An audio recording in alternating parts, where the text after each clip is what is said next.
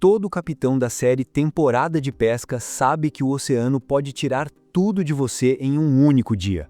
Mas para Dave Marciano, as batalhas mais difíceis nem sempre foram travadas no mar.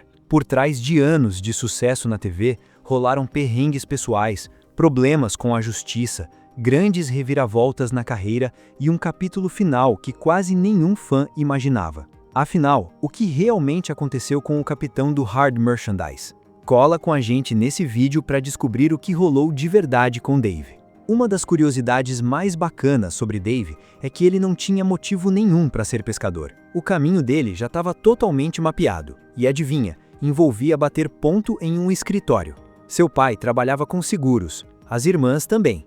O roteiro da família era basicamente este: vá para a escola, arrume um emprego estável e, sob hipótese alguma, entre em um barco para caçar peixes gigantes para sobreviver. Mas Dave sacou esse plano bem cedo e decidiu que aquela rotina não era para ele. Quando era pequeno, sua mãe o levava para pescar em lagoas da região. Em um desses passeios, ele pediu para ela comprar o que ele chamava de vara de pescar. Ela comprou e o moleque nunca mais largou. Aos 11 anos, ele já estava completamente fisgado. E não como um passatempo de fim de semana, mas numa pegada de vou organizar toda a minha existência em torno disso. Ele ralou trabalhando em vários barcos, conquistou sua licença de capitão, juntou uma grana e finalmente comprou sua própria embarcação. O nome escolhido foi Angelica Joseph. Ele se tornou capitão, exatamente como tinha prometido que faria, mas ele mal sabia o que o destino estava preparando. E essa reviravolta começou a se desenrolar quando o barco afundou. Essa é a parte da história que o programa até mencionou, mas nunca se aprofundou muito. E é sem dúvida uma das coisas mais dramáticas que aconteceram com ele antes mesmo da série existir. O Angelica era um barco de madeira para pesca de lagosta que afundou após perder uma tábua do casco. Eles avisaram a guarda costeira que estavam naufragando, mas, por sorte, tinha um outro pescador bem perto que os tirou da água. Aquele cara salvou a vida deles. Depois de perder o barco, Dave o substituiu por uma embarcação, o Daniel's Head, de 38 pés, com um casco de fibra de vidro super resistente. Ele o batizou de Hard Merchandise. E esse nome tinha dois significados. Primeiro, era uma descrição do produto que ele vendia, peixe fresco e firme, a mercadoria dura. Segundo, era uma grande referência nerd de Star Wars. Dave e sua filha Angelica eram adictos nos livros e filmes da saga, e Hard Merchandise era o nome de uma nave do universo expandido. Um barco de pesca de atum gigante trabalhando duro em Gloucester, batizado em homenagem a uma espaçonave. O barco virou a identidade dele no mar muito antes que a Nat Geo soubesse que ele existia. E quando a emissora foi atrás do elenco, não foi o Dave que eles procuraram de primeira. Quando a emissora estava montando a série, que estreou em 1º de abril de 2012, Dave não foi o primeiro capitão contatado. Ele não estava no topo da lista de ninguém no começo. O programa era focado no universo da pesca em Gloucester, e a emissora estava sondando a comunidade para descobrir quem tinha a mistura certa de personalidade, habilidade e presença de tela para segurar um reality show. Dave acabou entrando na jogada e de cara se conectou com o público de um jeito que ninguém esperava. O sotaque carregado, a cabeça raspada, o cavanhaque e aquela atitude sem papas na língua sobre qualquer assunto, fosse estratégia de pesca, a relação com outros capitães ou grana, ele não estava fazendo teatro para as câmeras. Era simplesmente ele mesmo no volume máximo, que é exatamente o que a TV precisa, mas quase nunca consegue entregar de forma autêntica. O programa mostrava a competição com os outros capitães, mas a postura do Dave era que ele não levava essa rivalidade tão a sério. Ele sempre mandou a real, dizendo ser apenas um pescador comercial que por acaso estava na TV. Mas os verdadeiros pescadores comerciais encaram o sucesso como algo coletivo. O engraçado é que ele falava isso ao mesmo tempo em que era extremamente competitivo e se recusava a soltar a localização dos peixes para os outros. O sucesso da série aconteceu porque os riscos eram reais. Aqueles caras não estavam ali fazendo drama barato. Eles pescavam porque a grana de um único atum rabilho podia variar de alguns milhares a dezenas de milhares de dólares. E era assim que eles pagavam a tripulação, mantinham os barcos e sustentavam as famílias. Dave deixava isso muito claro o tempo todo.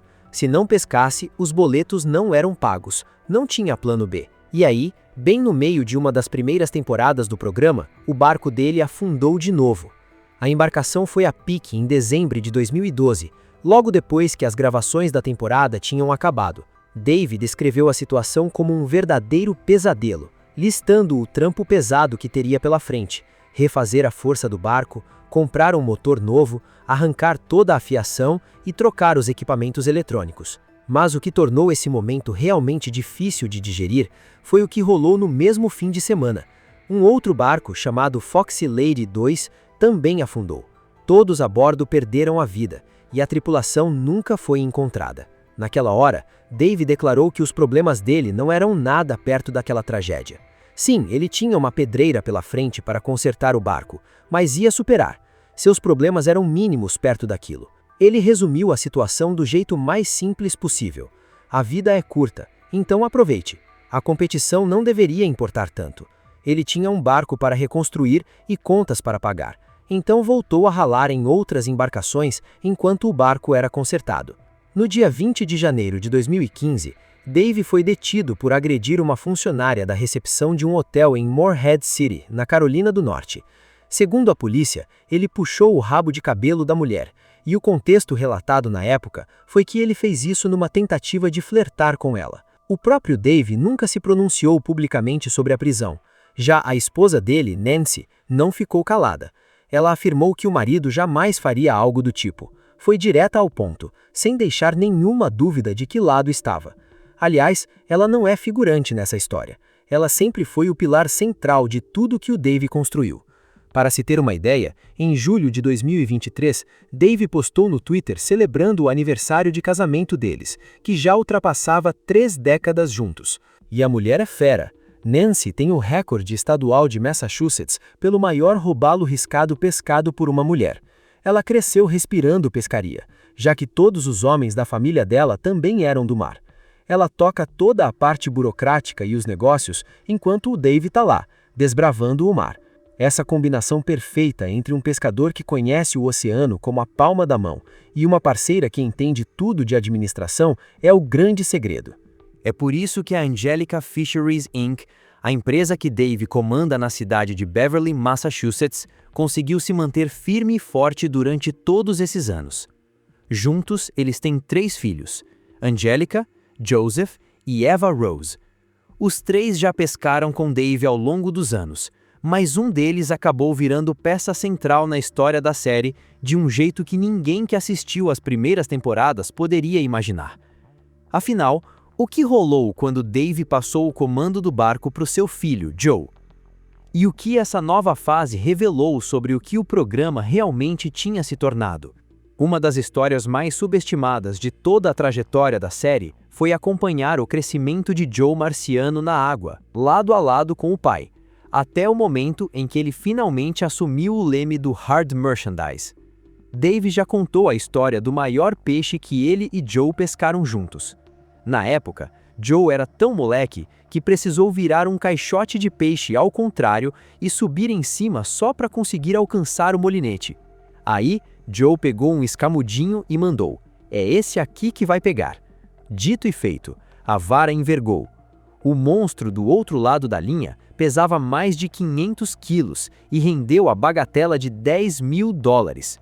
Dave descreve esse momento como uma daquelas memórias inesquecíveis que pai e filho vão guardar para sempre.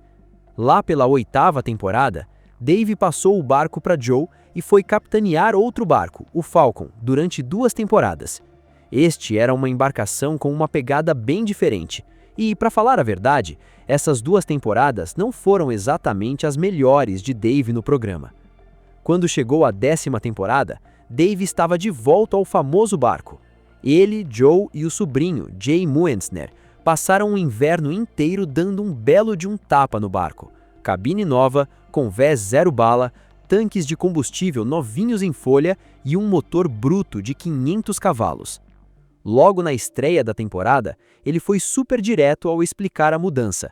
Mandou a real para o público, dizendo que as últimas temporadas no barco tinham sido osso duro de roer e que ele achava que os outros capitães pensavam que ele tinha perdido o jeito. O objetivo de voltar para o barco era um só: quebrar a maré de azar. E logo no primeiro dia de volta ao seu barco clássico, ele fisgou um atum rabilho de quase 2 metros e 90 quilos, que botou $2.000 no bolso dele. Ele deixou claro que não ia se livrar do barco, só queria deixar o barco mais rápido e confortável. E com aquela clássica economia de palavras de Dave, ele resumiu tudo. É um barco fantástico. Mas não é segredo para ninguém que as temporadas anteriores não foram espetaculares. Essa troca de barcos e o retorno às origens são uma ótima forma de entender como Dave enxerga a vida. Ele não é de ficar romantizando as coisas ou se apegando por puro sentimentalismo quando a realidade bate na porta mostrando outro caminho. Ele testou o Falcon. Os números não fecharam. Ele melhorou o barco que sempre deu resultado e voltou para ele. É a pura lógica de um pescador aplicada a uma decisão de TV. E deu super certo. Agora, a gente precisa dar um passo para trás e olhar o quadro geral, porque tudo isso estava rolando dentro de um reality que durou 13 temporadas. Como é que uma competição de pesca, no ar desde 2012, consegue se manter tão relevante? E como era de fato a relação de Dave com toda essa engrenagem no fim das contas? Ele sempre foi super transparente sobre isso nas entrevistas durante os anos de exibição. A pesca era o seu ganha-pão, a fonte de grana que bancava absolutamente tudo na vida dele. Se ele não pescasse atum, não tinha como sustentar a família. O programa conseguiu capturar essa dura realidade com uma honestidade que as outras séries nem sonham em alcançar. Durante o programa, o cachê dele variava entre 7 e 20 mil dólares por episódio, mas o custo para manter o barco rodando por ano batia na casa dos 70 mil dólares. Ou seja, a grana da TV ajudava bastante, mas de jeito nenhum substituía a renda da pescaria. Era só um complemento. Toda a operação, o barco, a tripulação, os equipamentos de ponta, o combustível absurdo, o seguro, tudo isso ainda precisava ser pago com o suor de pescar peixe de verdade. Quando a série chegou ao fim em 2024, depois de 13 temporadas, Dave resumiu toda a experiência em uma única frase num podcast. Ele disse que se os 15 minutos de fama dele duraram 13 anos, ele não tinha do que reclamar. Mas e aí? Como está a vida de Dave agora que o programa acabou? Tem um detalhe que a galera sempre deixa passar quando pensa em Dave como uma estrela de TV que tem bem pesca. A TV sempre foi o bico, os peixes sempre foram o prato principal. Hoje, a Angelica Fisheries Incorporation ainda opera o ano inteiro na temporada do atum rabilho. É uma operação de pesca comercial que traz atum, bacalhau e outros peixes de alto valor, vendidos direto para mercados, restaurantes e distribuidoras de frutos do mar. Não é uma marquinha de celebridade. É uma empresa de pesca raiz, que já estava na ativa antes da série e continua em operação. Além da operação comercial, Dave também oferece viagens fretadas de pesca pela costa de Massachusetts. Os dois lados do negócio convivem super bem, sem fingir que o outro não existe. A postagem pública mais recente dele no Twitter, no início de 2025, veio com a frase "Wicked Bounce Back", um retorno sinistro, fazendo uma brincadeira com a série e sugerindo que a franquia, de alguma forma, ainda não morreu. O que isso significa em termos de novas temporadas, spin-offs ou aparições ainda não foi confirmado oficialmente, mas o fato de o Dave continuar postando e engajando com o público que o conheceu pela NetGeo mostra que ele não fechou essa porta. Sua fortuna estimada em 2025 gira em torno de 3 milhões de dólares. Esse valor é o resultado acumulado de 13 anos de cachês da televisão, combinados com a operação de pesca comercial que já rodava muito antes da NetGeo aparecer com as câmeras em Gloucester.